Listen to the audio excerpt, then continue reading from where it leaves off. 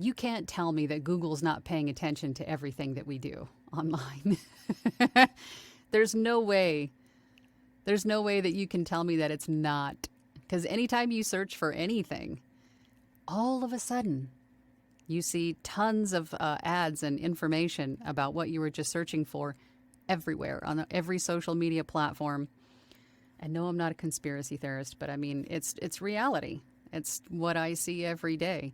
So as soon as you start searching for something, you'll see all the ads of, you'll probably start seeing more of those, hey, make $400 an hour in your PJs with your iPhone kind of stuff.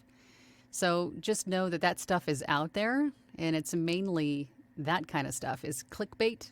They're trying to get you to watch their videos so they can, they're monetized, obviously. But seriously, on anything on social media, just do your research first, right?